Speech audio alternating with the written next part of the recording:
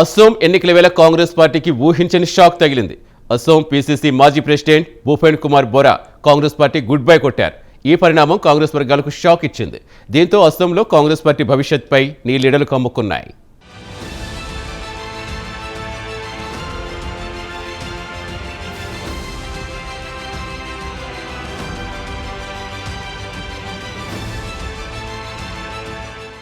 అసోంలో మరో 3 నెలల్లో అసెంబ్లీ ఎన్నికలు జరగబోతున్నాయి. ఈ నేపథ్యంలో అసోం కాంగ్రెస్కు ఊహించని షాక్ తగిలింది.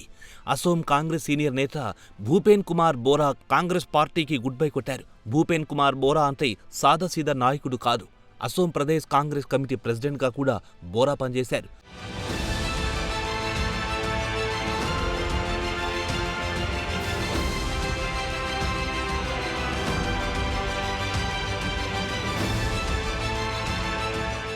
రెండు 2021 నుంచి 2025 వరకు అసోం పీసీసీ ప్రెసిడెంట్గా బోరా పనిచేశారు.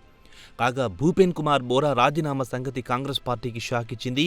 కాంగ్రెస్ పార్టీ తాను రాజీనామా చేసిన విషయాన్ని మీడియాకు ఆయన వెల్లడించారు. అంతేకాదు కాంగ్రెస్ హైకమాండ్కు తన నిర్ణయాన్ని తెలియజేస్తూ లేఖ కూడా పంపారన్నారు. అలాగే సదరు లేఖలో రాజీనామాకు దారితీసిన పరిస్థితుల గురించి వివరించినట్లు భూపేన్ కుమార్ బోరా వెల్లడించారు.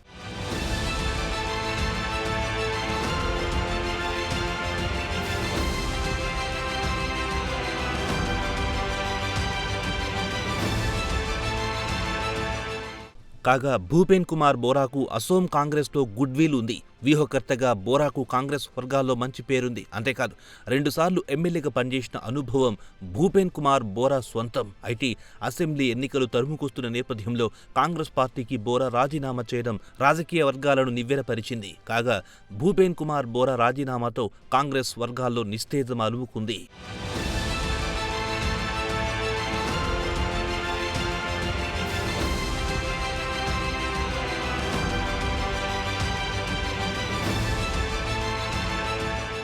కాగా కాంగ్రెస్ అధిష్టానం తనను కొంతకాలంగా చిన్నచూపు చూస్తుందని ఏఐసీసీ ప్రెసిడెంట్ మల్లికార్జున ఖర్గేకు పంపిన లేఖలో భూపేన్ కుమార్ బోరా వెల్లడించారు. సీనియర్ కాంగ్రెస్ నేతగా తనకు దక్కాల్సిన కనీస గౌరవం కూడా దక్కలేదని ఆయన ఆవేదన వ్యక్తం చేశారు. ప్రధానంగా గౌరవ్ గొగోయ్ను పీసీసీ ప్రెసిడెంట్గా నియమించినప్పటి నుంచి కాంగ్రెస్ పార్టీలో తనకు ప్రాధాన్యం లేకుండా పోయిందని బోరా ఆవేదన వ్యక్తం చేశారు.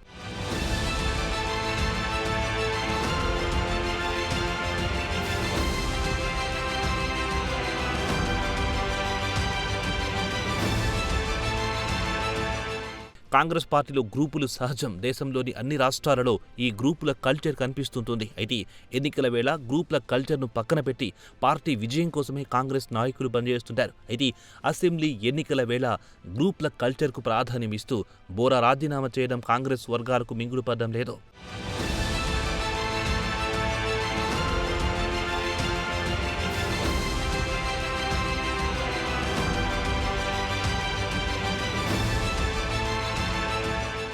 భూపేన్ కుమార్ బోరా ఎపిసోడ్తో అధికారంలో ఉన్న భారతీయ జనతా పార్టీకి వరంలా మారింది. కాంగ్రెస్ పార్టీలో పీసీసీ మాజీ ప్రెసిడెంట్కి ప్రాధాన్యం లేదన్న అంశాన్ని ఎన్నికల ప్రచారంలో హోరెత్తించాలని భారతీయ జనతా పార్టీ భావిస్తోంది. కాగా భూపేన్ కుమార్ బోరా త్వరలో బీజేపీలో చేరుతారన్న ప్రచారం కూడా నడుస్తోంది. అదే జరిగితే హస్తం పార్టీకి కోలుకోలేని దెబ్బ తగిలినట్టే భావించాల్సి ఉంటుంది.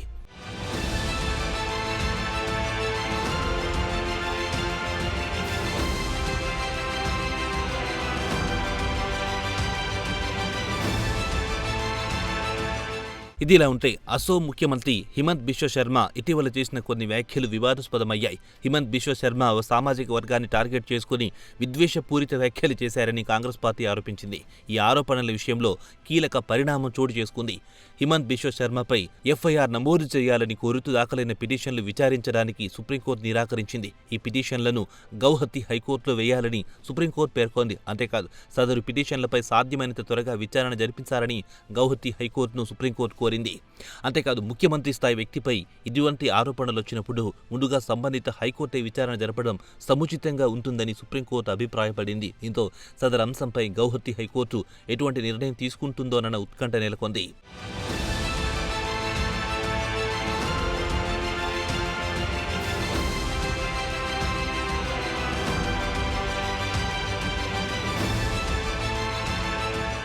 కాగా ప్రస్తుతం అసోం ప్రదేశ్ కాంగ్రెస్ కమిటీ ప్రెసిడెంట్ గౌరవ్ గొగోయ్పై కూడా ఇటీవల హిమంత్ బిశ్వ శర్మ ఘాటు ఆరోపణలు చేశారు.